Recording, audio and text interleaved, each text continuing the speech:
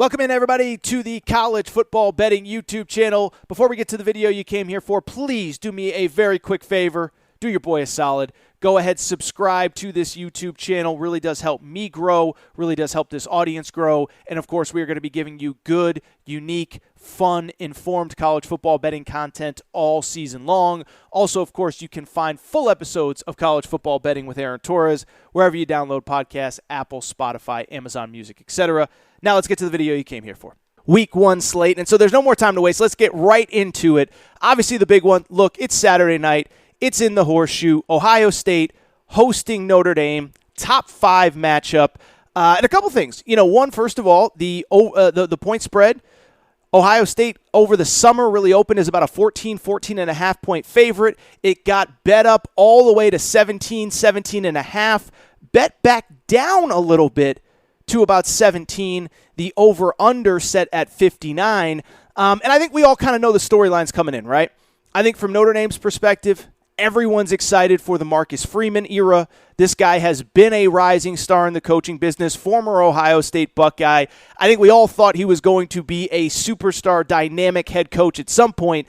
I don't know that anybody thought it was going to be this soon, specifically at Notre Dame, a place that I think as of literally probably, a year ago, probably 9 months ago, we all assumed Brian Kelly would retire at. And then from the flip side with Ohio State, a lot of excitement about this year, seen a lot of people pick Ohio State to win the national championship, but it really comes down to the defense. We know about the offense, C.J. Stroud, Jackson Smith-Njigba, Marvin Harrison, Travion Henderson, Emeka Egbuka. I do think the question, though, is, and I don't even think, it's common sense if you follow college football, is that defense going to be improved under Jim Knowles, first-year defensive coordinator, came in from Oklahoma State where he had a top 10 defense. For those who do not know much about Jim Knowles' background, or more specifically, the Ohio State defense that he is inheriting, a lot of individual talent on all 3 levels, but it has not clicked since Jeff Hafley, the current Boston College head coach, left as defensive coordinator. Last year ranked 59th in college football in total defense. The year before, 60th in total defense. In 2020, I don't know that it ever got exposed because it was a weird year. It was a COVID year. Ohio State simply had so much more talent than everybody else. But last year we saw it. Point blank, it was exposed. Ohio State giving up 35 points to Oregon, beat up, end up losing at the Horseshoe, give up 40-plus to Michigan in a loss. And, of course, it was a win at the Rose Bowl, but 40-plus points to Utah, a team that we're going to talk about right now. So those are kind of the storylines, and I do think when I look at this game, and when I kind of look at outside conversation about this game, it does feel like most people like Ohio State in the points, and I think there's reason why, okay? It sounds weird for me to say this because I just said a minute ago that Ohio State struggled last year specifically with big physical tough teams. Notre Dame, historically under Brian Kelly prior to his departure, big physical tough team. You'd think that Notre Dame could go into the Horseshoe and kind of sustain drives, quiet the crowd, do what they have to do. But I actually think if you are going to open with a marquee opponent and you're going to be Jim Knowles, and you have this new defense, which Ryan Day, by the way, was very excited about talking about at the podium this week.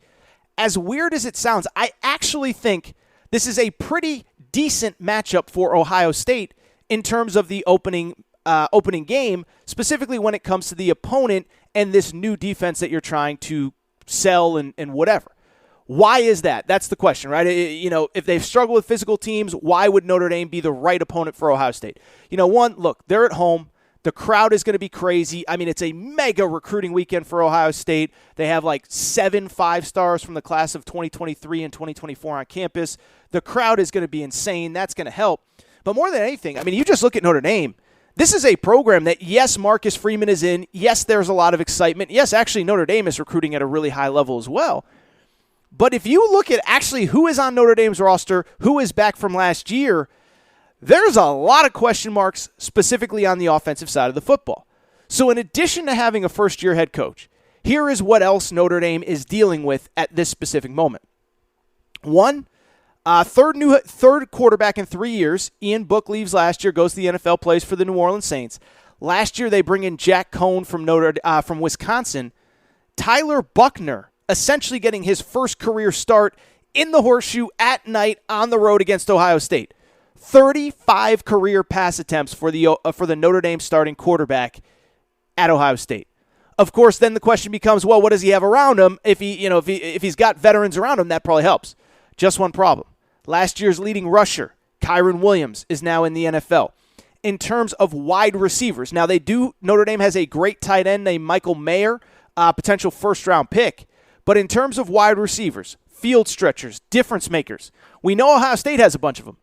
Notre Dame's leading returning receiver, Avery Davis, 27 catches a year ago, and he is coming off ACL surgery. So I look at Notre Dame, I sit there and say, new quarterback, new head coach, leading rusher is in the NFL, best wide receivers are all gone.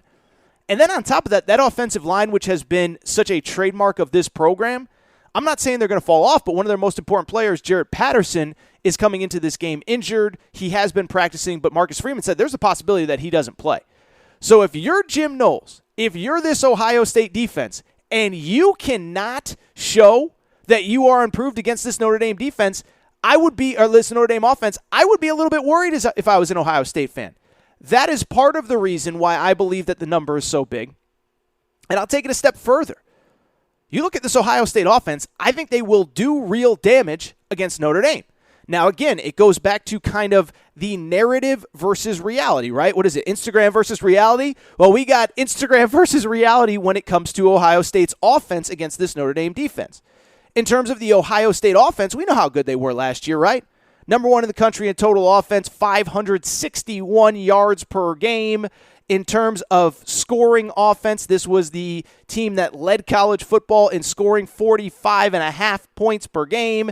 And then, of course, when they were passing the ball, they were elite as well with the number 3 rated passing offense over 380 yards per game. And so I think there's this notion, but they're going up against a good Notre Dame defense. That is absolutely true. Notre Dame was a top 30 defense a year ago. But if you go in and look at the stats, and this is why I think the number is so big. Notre Dame really struggled against the pass, specifically against really good teams. Great in total defense, great in rush defense. They rank 64th nationally in terms of pass defense. By the way, the 3 best pass offenses that they faced all year, you know what Notre Dame did against them?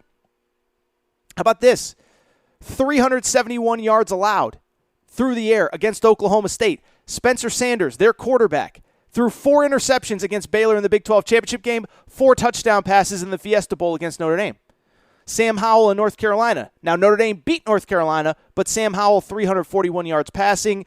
Purdue had just under 300 yards passing against Notre Dame at Notre Dame early in the year. And so this was a pass defense that regularly got exposed. And I think we all know what Ohio State is capable of when C.J. Stroud drops back in the pocket. They still, even with the loss of Garrett Wilson and Chris Olave, top 15 picks in the NFL draft, they still got difference makers led by Jackson Smith and Jigba. I believe he's the best wide receiver in college football. Unbelievable talent. 347 yards receiving in the Rose Bowl. That's insane. And, of course, Marvin Harrison had a breakout game in the Rose Bowl as well. Emeka Ibuka and Julian Fleming. How about this? When your number 3 and 4 receivers were the number 1 ranked recruits at wide receiver in the 2021 and 2020 recruiting class, you know you're doing good. And that's exactly what Ohio State has. And I think they're going to be able to move the ball at will. So to kind of put a bow on this game, again, I don't force picks on you. I don't tell you where to go. But one, I get why Ohio State's a 17.5 point favorite. And I'd take it a step further. Even though I said I don't think Notre Dame's going to be able to score on them very much, I think Ohio State scores at such a high clip against this Notre Dame defense. I think the over is going to be in play, right? Because what's going to happen is I think Ohio State's going to score big plays, chunk plays, all that stuff. And then all of a sudden you're leaving the back door open for not only a cover, but I think an over from Notre Dame. Over-under is 59. I think Ohio State gets about 40-42 in this game. So all of a sudden you're just asking Notre Dame to score somewhere in the neighborhood of 14 to 17 points, which I think they can do. My official pick for this game, by the way, all my picks at Aaron Torres online, is the over of 59.